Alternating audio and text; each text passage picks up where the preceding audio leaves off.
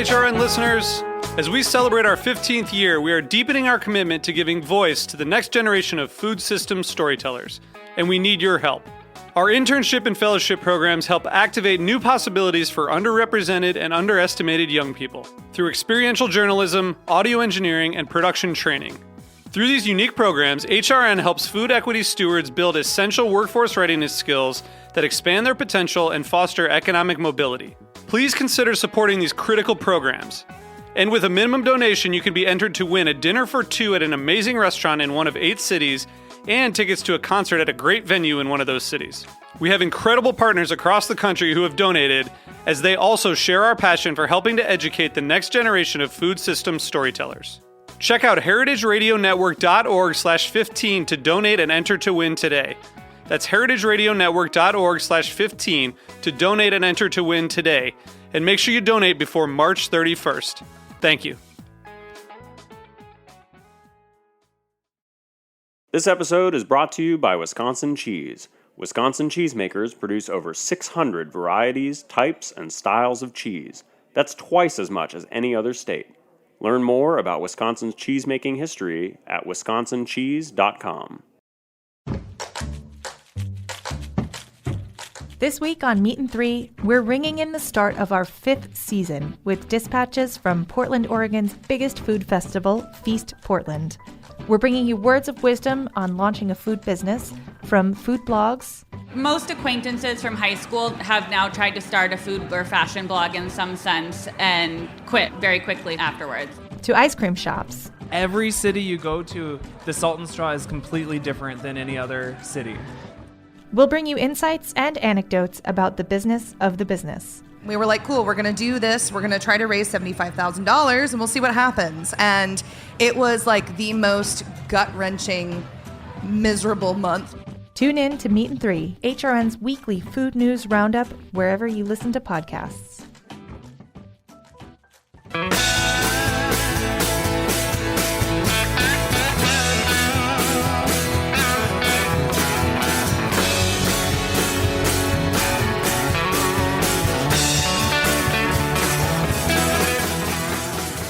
Hey, welcome to Beer Sessions Radio on the Heritage Radio Network.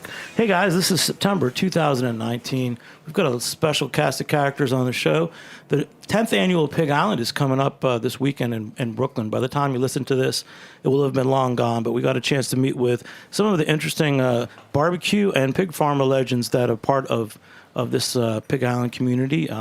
Let's go around and introduce each other. Everybody say your name and where you're from. Pork Mafia, Phil Wingo from Chicago. Phil, you know, you're great. I met you over the years at many events, and we're looking forward to talking to you. Awesome. Yeah, I'm glad to be here.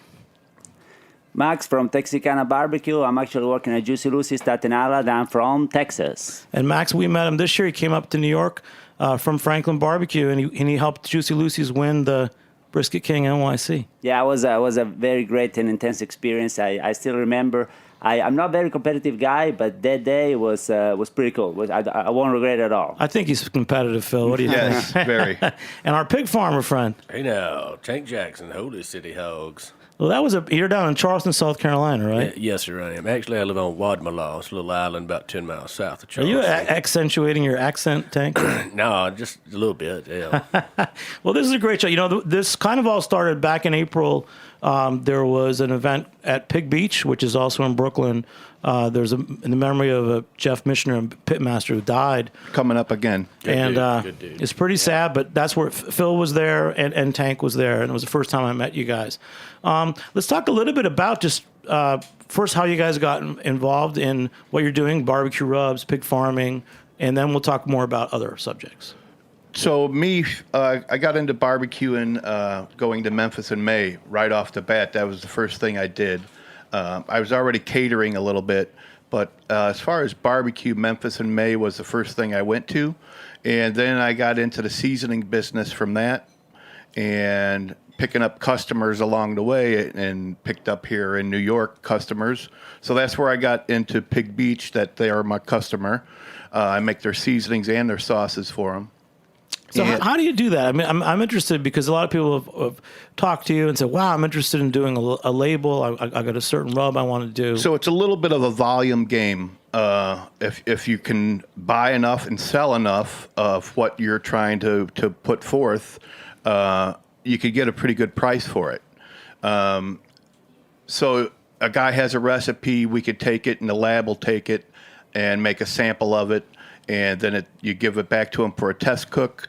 If they want to make some changes, like say you want a little less garlic and a little more salt, we make an adjustment, make another sample, get back to them for another test. Once they say they like it, then we can price it.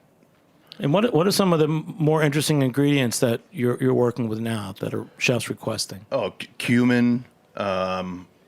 The one recipe I brought back from Israel, Nazareth, which was a recipe that the oldest butcher shop in Nazareth, Israel, uses on every piece of meat that they have. It's like a shawarma. So that's what I'm serving tonight at Pig Beach, some sliced tri-tip with the shawarma rub. And that's great. So you're kind of traveling the whole world, aren't you? A little bit. I'm enjoying it. Wingo. Worldwide Wingo. Right. And Tank, about tell us how you got started, because you're It was breeding the dumbest pigs in decision I ever Charleston. made in my life. My wife, I love her to death, and I owned a tractor service. And I used to clear land, and basically I went to college for golf course management, turf management, growing stuff. And my wife's a horse trainer, and she had some family land, had a bunch of trees, and they thinned the trees and left this very desolate area. And I had moved her from several different horse barns, and I was like, honey, why don't we just put your horses out there? I was like, I can fix that up, make it a beautiful horse pasture for you. Well, about 2 weeks after, I've been doing it for about 3 months, clearing it, getting everything right, rented a bulldozer and a backhoe, many, many man hours. And but me and my dad, he came up from South Georgia, where I'm from. He came up, and we worked together hand in hand for a month, and I hadn't spent that much time with him in years. So it was a blessing. But about 2 weeks after the grass came up, I was getting all excited, talking to my wife about what kind of horse fence she wants. She's like, well, bad news is I've got an opportunity to lease this 14-horse stall barn on a 2,000-acre beautiful plantation out on Guatemala.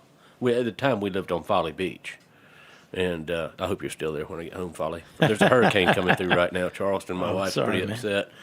I came to New York City to cook pigs and hang out with Phil Wingo and Carl Ruiz and Jimmy Carbone, and she's watching the hogs. So, but anyway, so I cleared the land, got it ready for her, and she decided to move the horses somewhere else. And one of my clients who was a chef for my landscaping service, he's like, Tank, I've known you for about 10 years now. He's like, I never seen you upset a day in your life. What's bothering you? I was like, I pissed away about 30 grand, chef. I was like, I spent all this time and blah, blah, blah. He's like, man, I tell you what, pastured pork's really hot right now. I'll buy a couple of pigs from you. And me and my dad and my brother had built our own cooker about 20 years, in the late 90s, early 2000s. We built our own cooker and competed at the Pig Jig down in Vienna, Georgia. It's actually Vienna everywhere else, but if you're in South Georgia, it's Vienna. And so I was like, all right, well, I'm going to raise these hogs. I'll cook some myself, and I'll sell a few to this chef, make back a little scratch out and make this horse farm. Now it's going to be a pig farm. And then some guy found me on Craigslist selling like 3 of the rarest pigs in the world, Mangalitsa's, Mangalitsa's Mulefoots, and Guinea hogs. And he was like, he met me and he wrote an article about me. And then after that, kind of just chefs from all over like, hey, man, we want them fancy hogs. Well, it's great, man. And again, I met you at Pig Beach. You work with some great people, and we're going to talk about a lot of things. So, Max, you're a big star now, too. You came to New York City. You won Brisket King NYC. Yeah, listen, after this story, no matter what I said, I'm gonna look bad. So, so my passion for barbecue, it really started at Franklin Barbecue. It started at Franklin Barbecue. I had my very first brisket in my life, about maybe 10 years ago. But you're from Italy, aren't you? I'm from Italy, yeah. I was used to work as a cook, and I used to go and work for the Four Seasons in Austin, Texas, as a chef. And I bumped into Franklin Barbecue, and I had a very brisket in my life. And years later, I ended up working there.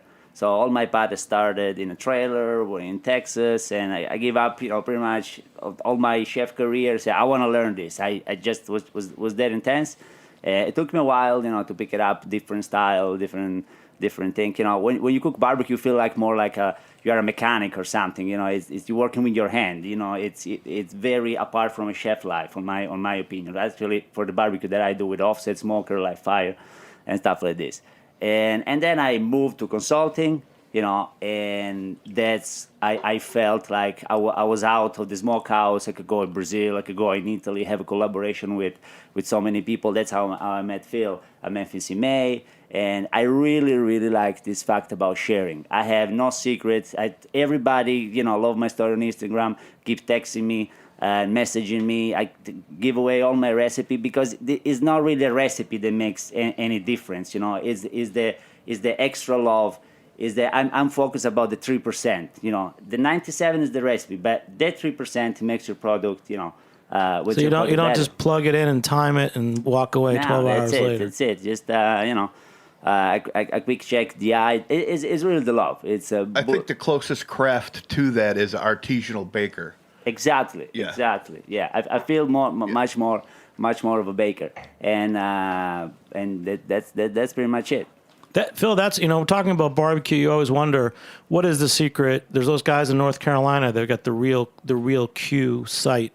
They mentioned that. It's not just putting something in an oven with a timer, it's tending it in the fires. Tell us more, Phil, because you just said it, man. It's like being a baker. That's I never the whole thought part of of it it is not just knowing what you're doing, but knowing each little part of it. You can pretty much, as you get older and listening to the hogs cook, you can hear how close it's getting to be done just by the sound. So it's really amazing the things you learn and pick up as you go that kind of dials your craft in, and then you realize, you really put a lot of time in it, which you'll never get back. And it's just because that's what you love to do. So time and time again, you're repeating that step. Just like a guy making bread every morning. So what are you guys looking for? Like, for me, the whole thing with pigs, this event, Pig Island, was that it was about supporting local farmers. And 12 years ago, there were a lot of chefs in New York City that were more like, higher end or farm to table chefs that were using, local pigs. Now it seems that they're more focused on vegetables.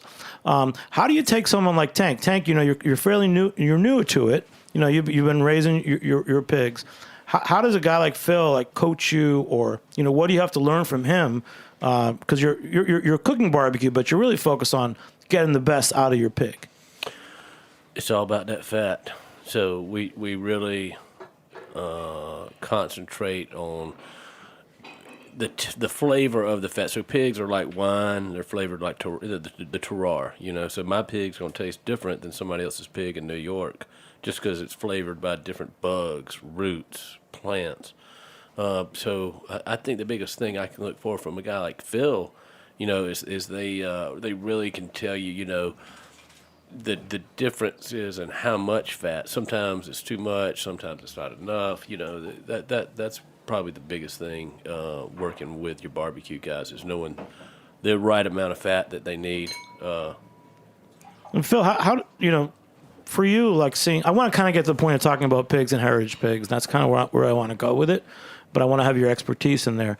How do you see the role that Tank's doing, raising these heritage pigs, Ossabaw Island pigs, Carolina? That's Iberico? actually how I met Phil about 4 years ago, 5 years ago. Now it's probably five, six now. going in about near 5 and a half, six. almost Correct. 6. Yeah. I was raising Mangalitas, and he had cooked some Mangalitas, and he had met the Mangalitsa lady, Barbara Meyer Alter. I'm not even going to attempt that one. But the Mangalitsa lady from the Netherlands, and that's who connected us. And Phil was doing barbecue school down in the north part of Charleston, and I met Phil, and he came out, and ever since then, we've been cooking pigs together, so it's been great. Right. Now, going back to the heritage breed, it's just a much better flavor pig. Cooking side by side, a commodity pig and a pig from Tank's farm, you can tell by looking at it, and that the fat is just the big player there. That's where the flavor is going to come in. That's really what makes the difference in those pigs. And are there certain breeds or hybrids that you're making that are geared towards barbecue versus some other types of food?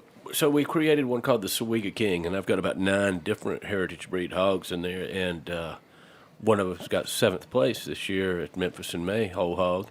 And then we got 6th place at Hogs for the Cause down in New Orleans. So 2 top 10s. I had some pretty stiff competition at both of those. But we've been working on it's literally getting a nice shoulder, a nice ham, having a nice long hog. So you're going to get the longer the hog, the leaner the hog typically. So a lot of your lard breed hogs, you can look at them just by looking at the hog's body structure. A curved back, short hog is going to have a small pork chop. Long hog, straight back is going to have a much bigger pork chop. So basically, which like a Duroc is a little longer. Definitely. So they've got 15 rib bones instead of 14. Yeah, Duroc, large white, Landrace. Those are some of your longer hogs. Gloucester Old Spot's a longer hog too, but it's also a lard hog. So you have two categories of hogs. You got meat hogs, lard hogs. And lard hogs fell off the map starting about 1950, 1952 when you had... and those are all heritage breed hogs, by the way, these lard hogs. Most heritage breed hogs are lard hogs, truly bred ones now.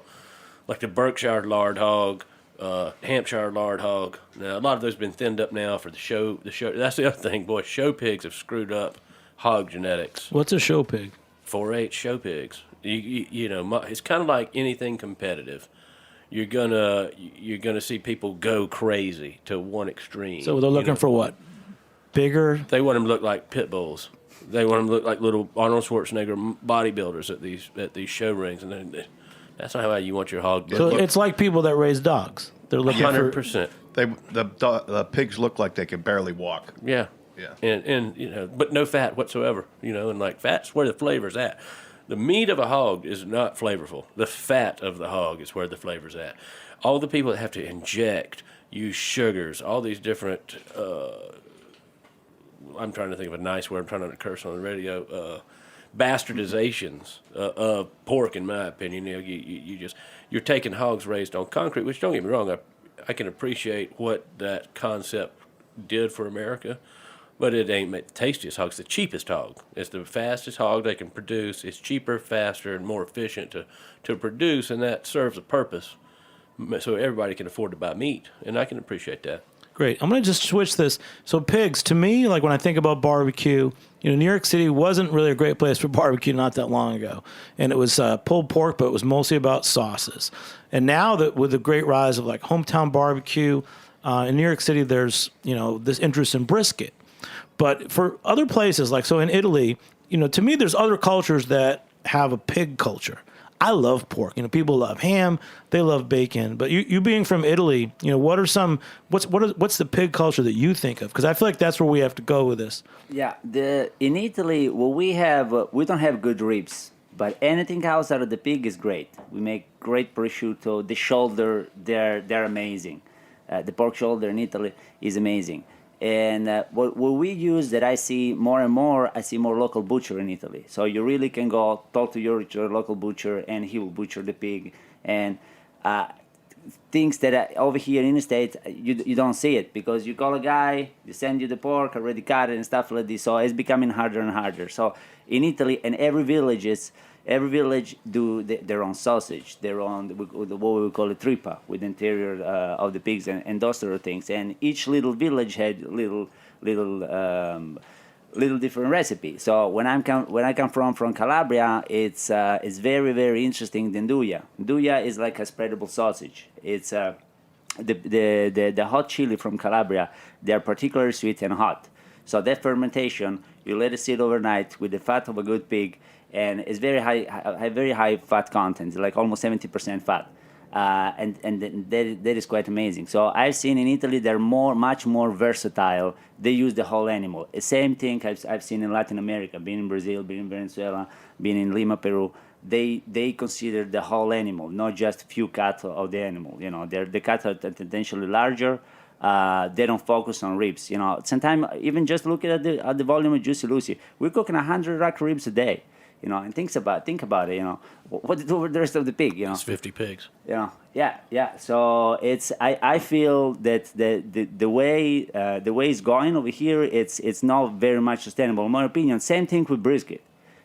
More and more places they're gonna open. We cannot sustain all this brisket. We cannot have all prime. How many brisket are in one cow? Two. That's Two it. briskets. So Over there at Juicy Lucy, we cook about an average of 40 brisket a day, and the weekend 70 brisket a day. Franklin Barbecue 100 brisket a day. So it's big numbers, getting more and more expensive. I understand that to master the art of just cooking a brisket, it takes a very long time. Because it takes about 10 hours to cook. It's very hard. But what I'm trying to do right now also is include different kind of meat in the barbecue, because at the end, like he was saying, like Phil was saying, we are bakers. It's pretty much a pit. It's an oven, so you can any kind of meat you can use it, right? Tank. I was wondering, what if you don't mind, what temp are you cooking that brisket at? I'm a whole hog barbecue guy, but my wife, she loves our pigs, and so she really has quit eating fucking pork. She's quit eating pork. For the most part, she'll still eat bacon occasionally, because it's hard to deny that. But she's started cooking briskets. That's like her game now. So I was wondering how hot you cook your briskets. I would love. First of all, I would love to come over there and show you. You do the pig, I do the brisket. But there are different ways. Let's keep talking about Franklin Barbecue, which was the pioneer over there in Austin. So what he does, he starts from 250, 240, 250 the first couple of hours, and then we're ramping up to 300 while it's protected with butcher paper, which is very similar to what I do. An example is Nose Barbecue, another icon in barbecue. Over there, they do hot and fast. They start almost already at 300, they finish up at 350, no rest. The biggest, in Texas they say, the brisket is still cooking after it's out of the pit. So you have to let it come down to 145, it's almost service temperature, give it a few hours, and then your brisket with the carryover will adjust. So that is all the whole. But that's all you get, because you got to track down. What's your Instagram, Max? Texicana BBQ. Texicana BBQ. You're going to learn more. Now, Phil, yes. Rubs and ribs and pig. You want to say more about pig culture, because you've been traveling the world teaching barbecue. But what are you doing? And is it all with pork, or are you doing beef as well? Because I know you do tri-tips. Yeah, I do. So I make rubs for any type of meat or vegetables. So a lot of them, I'm cooking on beef a lot of times, just to show that, we do have things that go on other things besides pork. But a lot of times you'll say, well, the pork mafia don't cook beef. Well, I do. And quite well. I often call him Wagyu Wingo, because he'll show up at my boucherie with these Wagyu washimi. I can't even say it right, but he always shows up. He's like, I got that Wagyu brisket tank. So it's great. So your thing is tri-tip. So this is the second time this year you're cooking tri-tip at Pig Beach. Yes, second time this year. So I'll go be there this afternoon again. So I put a little bit of the Greek Mafia seasoning, which is like a Greek all-purpose seasoning, with a little bit of the Nazareth rub on top just to finish it. All right. Hey, we're going to have to take a short break. Before we do, quick shout-out to our beer so far. We do drink when we queue, right, guys? Yeah. Cheers.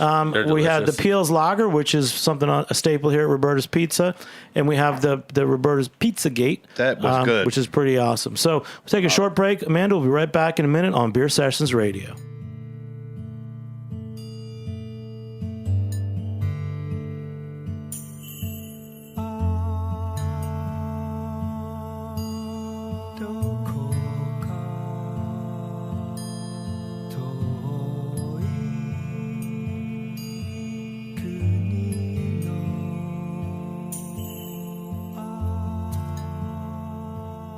Since the mid-1800s, before Wisconsin was even recognized as a state, its resident cheesemakers have been putting the art into artisan cheese. When early settlers from Switzerland, Germany, and Italy came to Wisconsin, they brought their cheesemaking expertise with them. They chose Wisconsin because the terroir reminded them of the homes they'd left behind in Northern Europe. The soil and water of Wisconsin is nurtured by the goodness of glacial sediment, and those elements lend themselves to the very best milk. Today, Wisconsin's cheesemakers draw from their rich European heritage and cheesemaking traditions and combine them with incredible innovation to produce half of the nation's specialty cheese. Wisconsin cheesemakers never stop experimenting, trying to improve, and dreaming of your next favorite cheese that has yet to be imagined. Learn more about Wisconsin's cheesemaking history at wisconsincheese.com.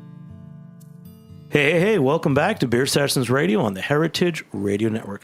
Hey, guys, it's fall 2019, the 10th annual Heritage Radio Network Anniversary Gala is coming up, and there's lots going on. I don't even know what to say, guys. HeritageRadioNetwork.org. Check it out. Be a member. But we got a special show today, recording back in September with some folk from the Pig Island event. We got Phil Wingo from Pork Mafia, Max Mato Cifari, right? Wow. Did I say it right? Yeah, Mr. I'm Tex impressed. Arcana, the Brisket King of NYC, and our good buddy Tank Jackson from Holy City Hogs. So we're talking about pork culture, and everyone wants to know Max's brisket recipe. But so, do you wrap it, or what do you do with your brisket? Listen, I'm so bad in keeping secrets. You watch my Instagram. There is my brisket over there all over. So there is a lot, like, they mentioned earlier also with the pig. And one time I was talking with Elliot Moss. We did an event on Beyond the Pit in Truth Barbecue in Houston, Texas.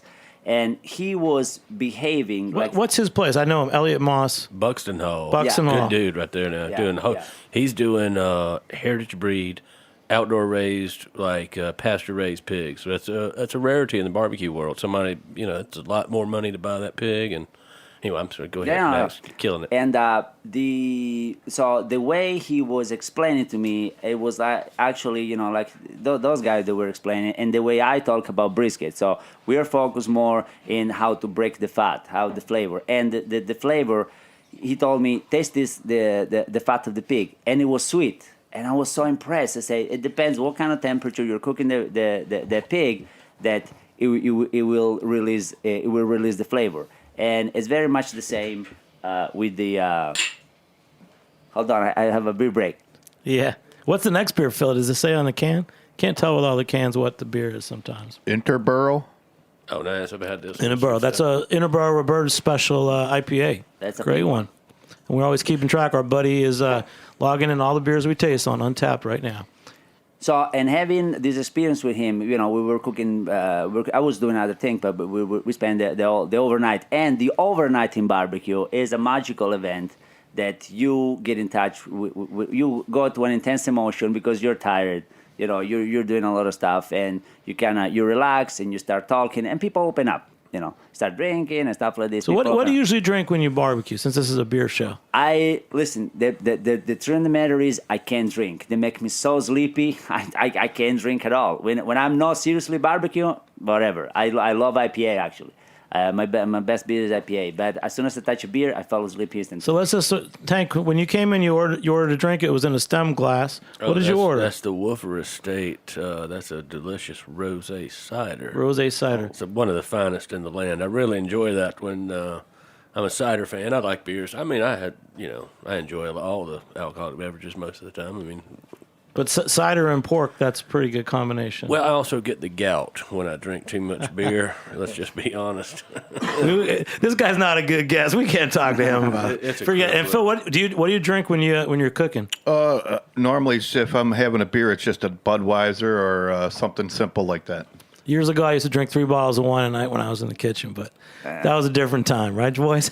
Yeah. Mostly Italian wine. I tell you, I like Lo-Fi Lager out of Charleston. It's a real tasty beer. There's a lot we can talk about with Charleston. I know that the Heritage Radio Network is down in the Charleston Wine and Food Fest every year, and I was down there a couple years ago. Got to hang out with Edmunds Oast and the Westbrook people.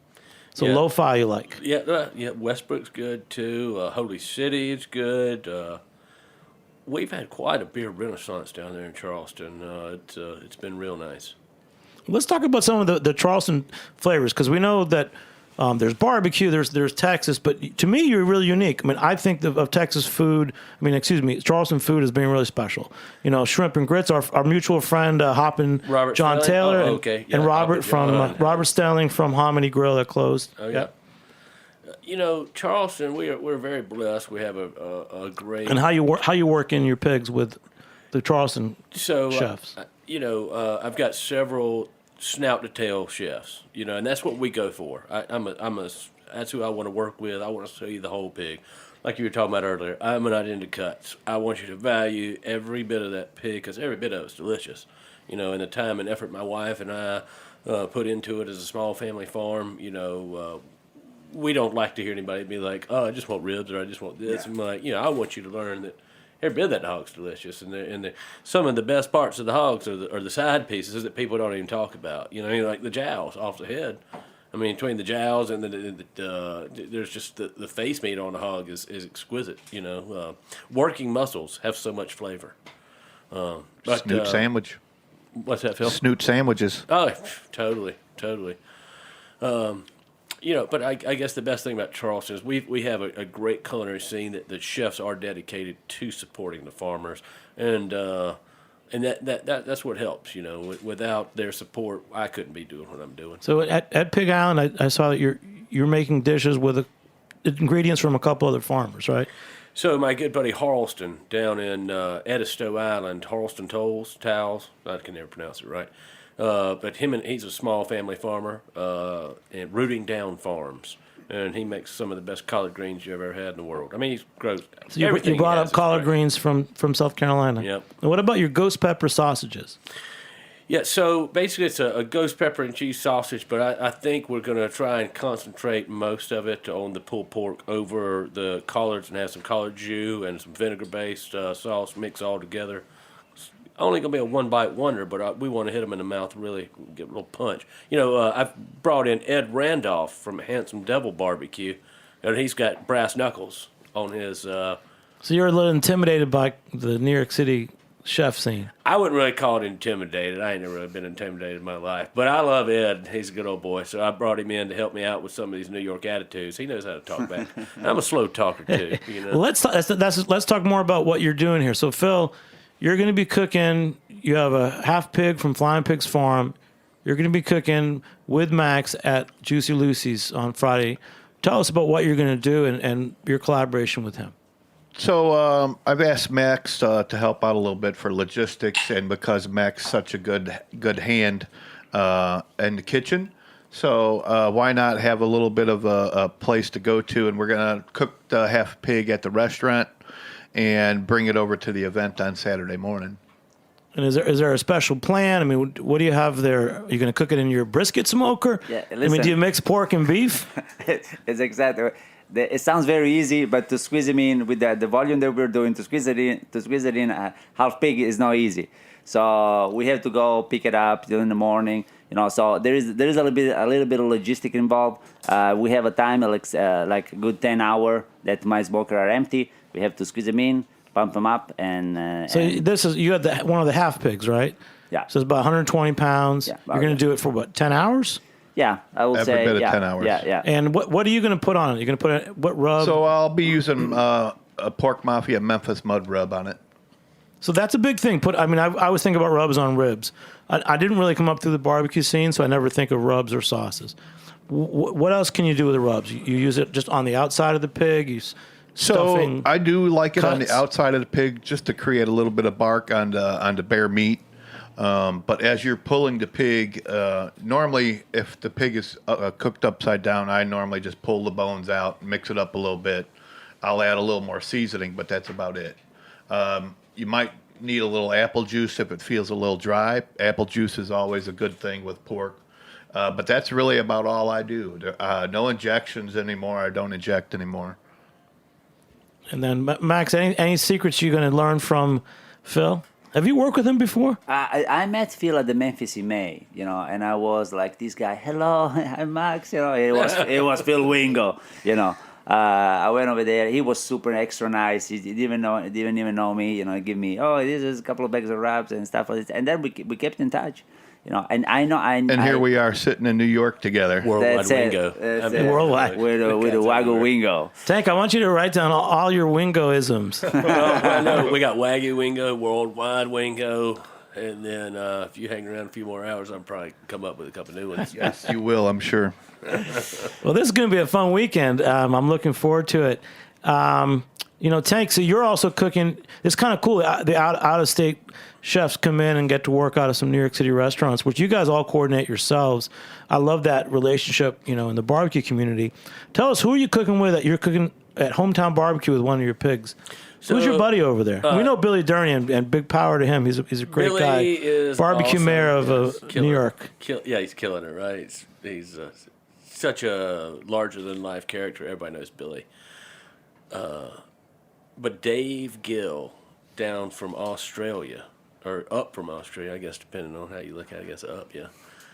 He's up from Australia, and he took over from Mike Conlon. You know, Mike, Billy's expanding. He's got so many irons in the fire now, and now he's got the Red Hook Tavern.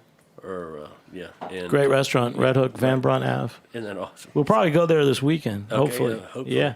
And then, he's got a couple other expansions going on. That the big warehouse district thing going on. I don't even know the names of everything. I'm a pig farm from South Carolina. Sorry. Hometown, yeah, Billy Durney Hometown Barbecue, great place in New killing York. it. And so But you're cooking with what's his name again? Dave Gill. Dave I call Gill. him Gilly. He was my mom's date. I did a dinner at the James Beard House a couple weeks ago, and my dad's passed and everything. And my mom, God bless her soul.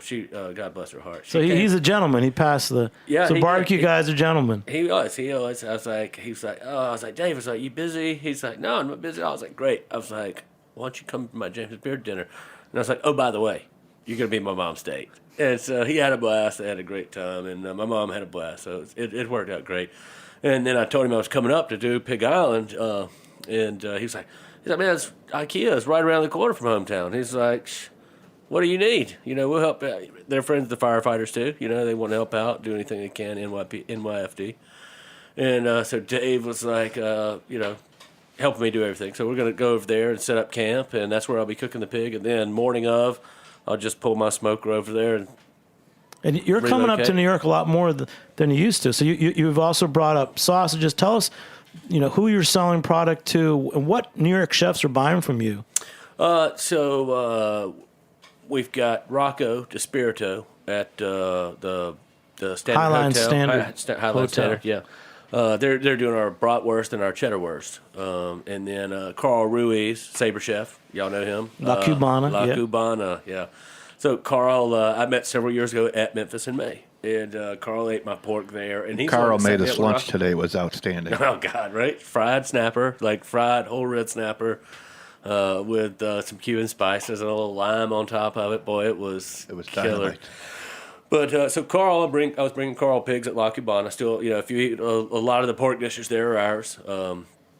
And Carl introduced me to Rocco. So now I bring Rocco lots of sausages for their beer garden at the Highline, or at the Standard at the Highline. And then, those are my two favorites. And then one of my best friends and one of my best clients in Charleston, his name is Michael Toscano, Le Frafale. He's about to open up what used to be Perla. Was his restaurant before he moved to Charleston. He sold out and then moved to Charleston, and then that closed down.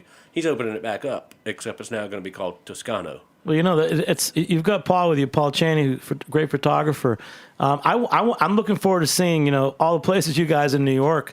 I don't think you even realize how many places. So what, Phil? You guys had lunch already with Carl Ruiz at La Cubana. Fried snapper, and this hot vinegar steak was killer. And then what? Tell me the whole itinerary for our listeners. Well, so I got into town Wednesday. I went right out into the water onto the boat and went out and did a little fishing right out here in the harbor. Caught a couple of sharks and a bluefish. Got stranded for a couple hours and got towed back in. It was really a good time, though. Is this for real? Yeah. No, it's a great story. Honest. It's a great story. It's Honest. So we were driving along, me and Chef Mario from an Italian place in Brooklyn.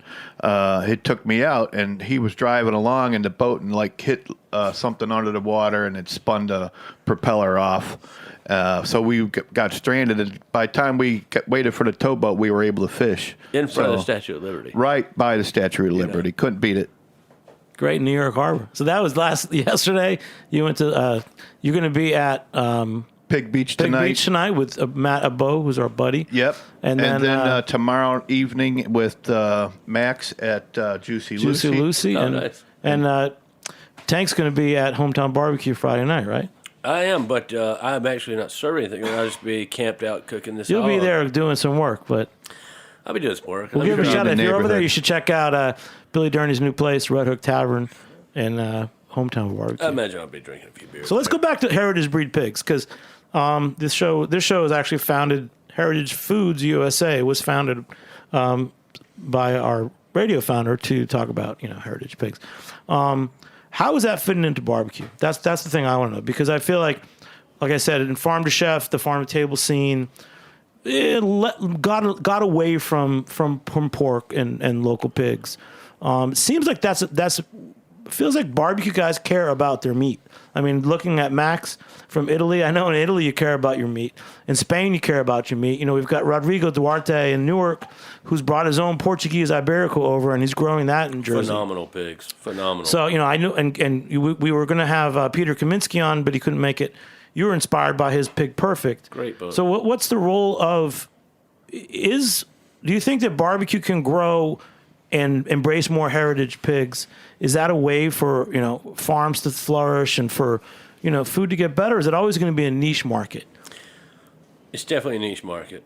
It's going to be really tough to cross that bridge to mainstream America because it simply comes down to dollars and cents, you know, and that's why they raise pigs inside, is to make it where everybody can afford to buy meat. You know, that's the whole concept of industrial farming, and it's done a great job for that, so we have to take our hats off. And it made America king, you know, I mean, every king of his caste can afford to put a pork chop on the table. But, and like you're saying about the barbecue, We don't have food scarcity. Let's put it that way. Right, yeah, we used to. Used to, you know? sure. You look back. Well, the President Harrison before Civil War in America, there was regularly scarcity in people's diets. Wow. They went through times where they didn't have enough food, and even the cookbooks and recipes from then were all about that. It's unbelievable. You look before Civil War in America, it was more typical, and in the world, it was more typical that there were famines. Like the Great Irish Famine in the early 1800s, it wasn't just a one-time thing. Those things happened every 20 years or 40 years. you know, back to the... So now we're in a position where everyone has enough food, or they should, and we can talk about it. Back to the heritage breeds, how we're going to save them with the barbecue. It's, to me, the competition circuit is where it's at, because those guys are willing to spend the money for that trophy. And I think that's going to be the greatest impact that heritage hogs can have through there, is because people want to win. And Phil will tell you, he doesn't inject anymore because he buys high-end hogs now, you know. And when you buy a heritage breed hogs raised outside, it's pre-flavored by the terroir of its land. So why do you inject? Because it's not fatty enough? I don't inject. That's why when I first got into it, I would inject everything or brine even. But when you got a hog that's pasture raised, you really don't have to do any of that. The flavor is there already. You just got to make sure you don't cook it out. And back to heritage breed and barbecue contests, of course, that is a great way to get it out there. But as a restaurant, you guys have to start thinking about, how am I going to separate myself from the crowd? And that is one way to do it, is to not buy just the pork shoulder, buy the whole pig from the guy and use that as your pulled pork. And you can see Elliot Moss and Brian Furman, both those guys, huge barbecue names. They're in the next generation of barbecue, and they're using heritage breed, pasture-raised pigs. Brian even raised his own pigs. Now you can tell the difference. Phil, on your site, you say your live fire smoked meat. What is that? So Live fire is just like grilling. So sometimes I'll get a little bit of a job from a restaurant that will say, hey, I got an issue with steak, or I got an issue with a brisket. I'll go in and talk to them, see how they're cooking it. So I'll more or less consult them on that a little bit. Great. And Tank, you're interested in Peter Kaminsky's book, Pig Perfect. Separate from barbecue, cured hams, cured meats. To me, that's almost how I eat all my pork. I know most people are very comfortable eating ham and prosciutto and bacon. When you say that, they don't always think that it's pork. That's right. Yeah. Who's making hams? We know Rodrigo Duarte makes some awesome hams. And I'm working with Alan Benton. I also work with the Hammery. He's going to be pissed if I can't remember his name. But I'm also using Dwight Muse of Dakota Ham. So I've been blessed. Again, like we talked about the scene in Charleston, I had Sean Brock. Sean Brock was a man of ingredients. He always was profoundly telling people, like, hey, this is good because this farmer spent his lifetime making this good. You know what I mean? And they're generational old ingredients of seeds and breeds of animals. And so he hooked me up with several ham producers. That's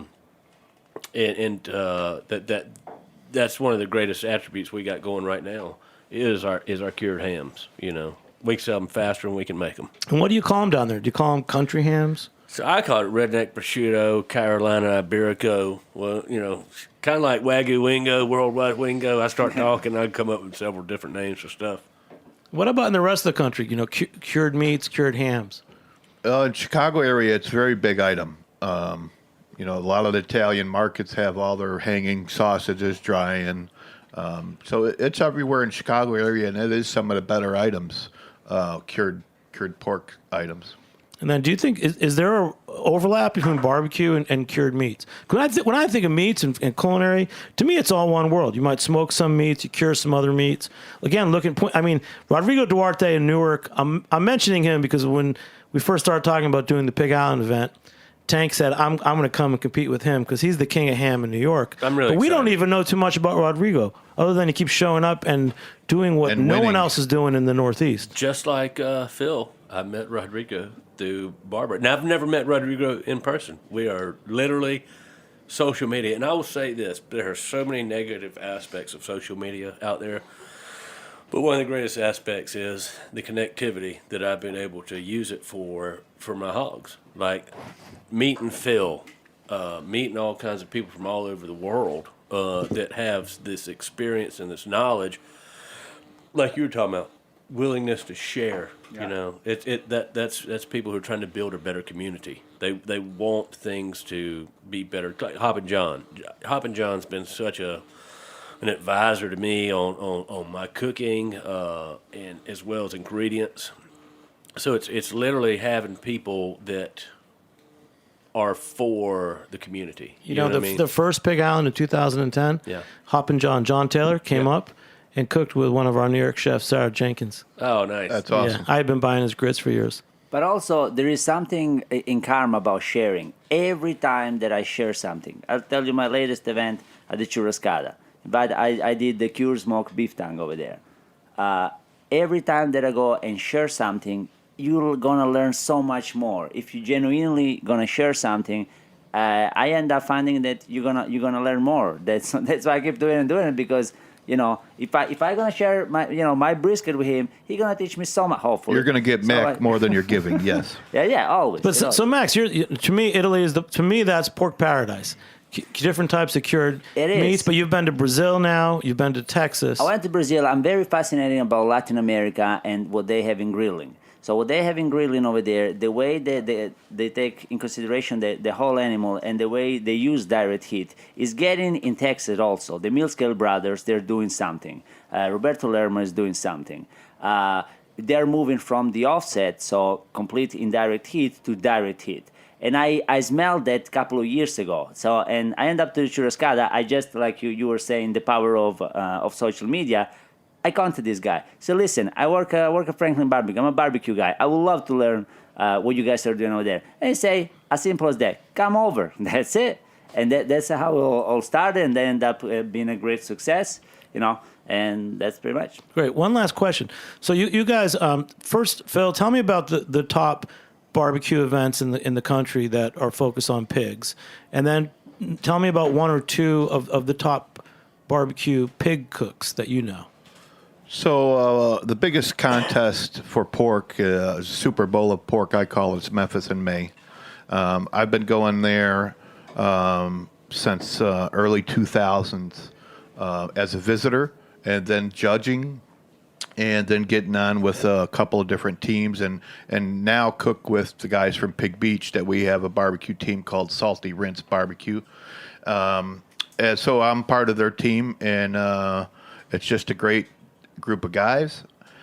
So that's the biggest, and some of the best events is like Tank's Boucherie parties in Charleston, where it's a farm to table event, and other Blood on the River, and other farmers bring. Where's that? It's out of Wadmalaw, and basically we invite chefs from all over the country. It's kind of a very small private deal, and there's probably 100 to 150 chefs, and we do live animal to plate, chickens, rabbits, goats, whatever, turkeys, whatever we have. So slaughter to butchering to Literally live animal to plate over Within a the 3-day weekend, period. Yeah, it's 3-day period. So pigs do not have to go through rigor mortis, but the other animals do. Wow. And then, Tank, for you, a barbecue operation that you really think is very highly of their pigs, or how they're cooking pigs. Somebody look I'm up to. I'm gonna give a big shout out to Elliot Moss up there at Buxton Hall and Vandell Farms. Good folks doing the same thing. Very similar model to what we're doing. So they're probably bigger than I am, but big shout out to them. Brian Furman, Bees Crackling out of Atlanta. Fox Brothers out of Atlanta, they're doing great stuff, And then the legend, Mike Mills, 17th Street Barbecue, they're always crushing it. That's what I was going to ask you about. He's like, I lost my dad to cancer several years ago, and I've been lucky enough to be a teacher at Whole Hog Barbecue Extravaganza. Amy and them get me to come in and tell the story about the Osbald Island pig. And they're in Illinois, right? Yeah, it's in Murfreesboro, Illinois, 17th Street Barbecue. And my Apple City barbecue team, I think was the name of his barbecue team back in the day. Him and another guy, Phil, what's that guy's name? Pat Burke. Pat Burke. Him and Pat Burke used to have a team. And then they split up. Mike did his own thing. And but anyway, big. I want to come back to you on your South America. I did a little time down in Buenos Aires. Big shout out to Van Tuck, Cheese Shack Loyalty. He took me down there for a couple of days, and we did a bunch of parrillas and Malbec. And just the meat in South America, it's raised so differently than here in America. It's not feedlot. They're not filling that stuff full of corn. It's just the flavor of the meat down there is just amazing, It's different, yeah. So when I went over there, it was to Rogerio de Betti, which is one of the most popular restaurants in São Paulo. He's very specialized on dry age. But their way of doing barbecue, they're trying to replicate the American way of cooking the brisket. But they have a completely different kind of brisket, or completely kind of meat. So I was so amazed, there is not a technique that you can apply, an American technique that you have to apply there. You are in Brazil, you cook the Brazilian way. The way I cook a brisket in Italy is not the same way that I cook in Texas. The way that I cook in New York is not the same way that I cook, in Austin. So it's you got to adjust to that. And Phil, you've been teaching in Israel, Finland. Any differences with the cultures that you're in, or do they all want to just learn straight up American barbecue? For the most part, they want to learn straight up American barbecue. But for my interest is learning how they consider barbecue. What are they grilling on in the backyard? That's what I try to find out. It's a little different, but for the most part in Europe, they all just want to learn how to cook stuff for their family in the backyard. On a grill. Yep. Wow. And we're going to wrap it up. Last thing, a big shout out. Our last beer, it's a Grimm Artisanal Ales, which is another brewery not too far from here. We also had the Roberta's in Innaboro, the new Pizza Gate. But Grimm, that was it's my favorite. Double IPA, Hyper Focus Uconot. All right. It's working pretty good. But big shout out, Roberta's Pizza, big sponsor of the network, and we love their beer. So pizzas are delicious too. Yeah, man. We might stick around for a pizza after this. I'm ready. Anyone last thoughts before we wrap it up? Big shout out to my wife. You can find her on Instagram at Mrs. Piggy, MRSPIGGIE 843. So she's also, I know she was up here recently. She's also a competitive cook, or what is she doing with a women's barbecue group? She has her own all women's barbecue team, and they do whole hog barbecue. They use the BMF 200 from Peg Leg Porker, I think it's the best whole hog smoker out there. But yeah, she has a group of ladies, and it's an ever-changing group. She does different fundraisers and different events in different cities and whatnot. So it's great. Tank, I'm so glad you came up. I know we're going to see you more often. You're up here quite often now. About once every 3 weeks. We're going to do a show again in this fall with Peter Kaminsky. Talk more about hams. We'll bring a ham in and do a tasting. Yeah, Pig Perfect. And Max, anything else you want to say? Texicana barbecue, a lot of tutorial coming up. I'm gonna start mixing Italian, like we were saying, Italian recipe, Italian culture with Texas barbecue over here in New York City. And you're going to teach us really how to make good food, aren't you? That's it. 2 words. There is, talking about pig, there is zampone and culatello. You guys Google it, and you'll see what I'm talking about. All right. And Phil? Thanks for having me, Pitmaster Phil W. on the gram. You're great, man. You're always communicating with people, and I really appreciate all that you guys came on the show today. Thanks, everybody. Big shout out to our engineer today, Amanda, the whole crew at Heritage Radio Network. I'm Jimmy Carboni. We'll catch you next time on Beer Sessions Radio. All right. Woo! Woo! Beer Sessions Radio is powered by Simplecast. Thanks for listening to Heritage Radio Network, food radio supported by you. For our freshest content, subscribe to our newsletter. Enter your email at the bottom of our website, heritageradionetwork.org. Connect with us on Instagram and Twitter at heritage_radio. You can also find us at facebook.com/Heritage Radio Network. Heritage Radio Network is a nonprofit organization driving conversations to make the world a better, fairer, more delicious place. And we couldn't do it without support from listeners like you. Want to be part of the food world's most innovative community? Subscribe to the shows you like. Tell your friends, and please join the HRN family by becoming a member. Just click on the beating heart at the top right of our homepage. Thanks for listening.